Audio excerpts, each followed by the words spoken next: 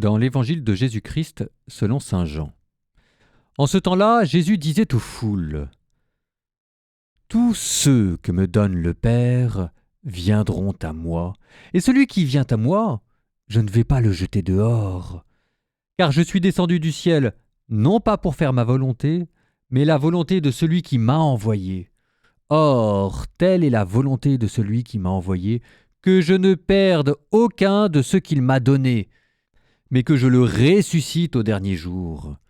Telle est la volonté de mon Père, que celui qui voit le Fils et croit en lui ait la vie éternelle, et moi, je le ressusciterai au dernier jour. »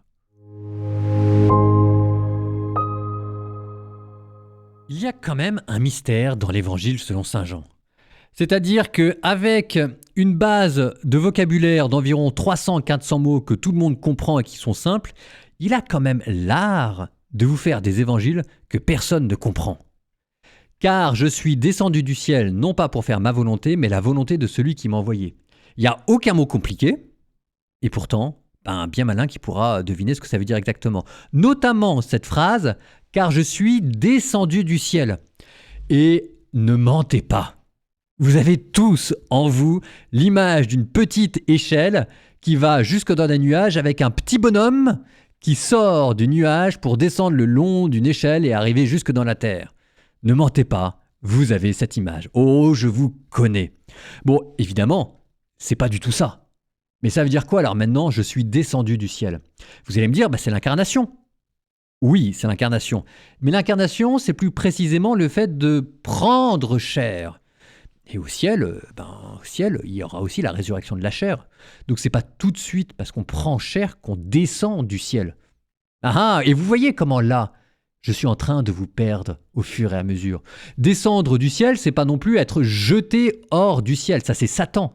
Mais alors qu'il était sur terre, l'esprit de Jésus continuait d'être au ciel puisqu'il continuait de voir Dieu le Père.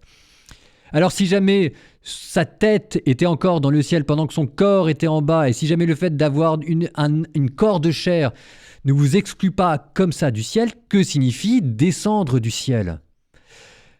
En fait, j'en sais rien. Mais ce que je me dis, c'est que c'est le moment où le Fils de Dieu a renoncé au privilège de sa divinité. Le privilège de la divinité, c'est-à-dire le pouvoir d'exercer les attributs divins de manière ouverte et manifeste. L'omnipotence, l'omniscience, l'éternité. Que tous ces attributs qui sont des attributs de puissance, le Fils les a volontairement mis de côté. Et c'est ça, en fait, descendre du ciel. Alors, comme c'est toujours plus chic avec un mot qui sonne bien, saint Paul, lui, en a trouvé un pour vous, il appelle ça la kénose, se vider de soi-même. Le Fils de Dieu, c'est comme vider de sa divinité, il a mis de côté ses attributs de puissance pour se faire homme parmi les hommes.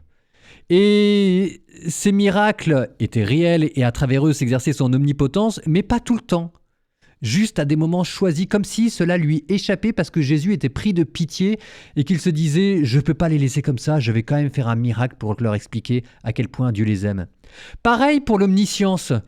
Jésus ne l'exerce pas tout le temps, même s'il sait ce qui va lui arriver, quand cela va lui arriver et par qui cela va lui arriver, mais il décide de ne pas en profiter. C'est quand même extraordinaire. Et à la fin, il vous reste quoi? À la fin, il vous reste un homme. Un homme comme vous, un homme comme moi, qui souffre, qui a faim, qui pleure et qui a peur de mourir. Et à travers tout ça, s'exerce la volonté de Dieu, qu'il ne perde aucun de ceux qu'il a donnés, mais que ce soit un moyen de nous ressusciter. Bon, ça c'est ce que veut dire l'évangile selon saint Jean. Pas dit qu'on comprenne beaucoup mieux, mais en tout cas certainement, ça vous aura rapproché de Dieu.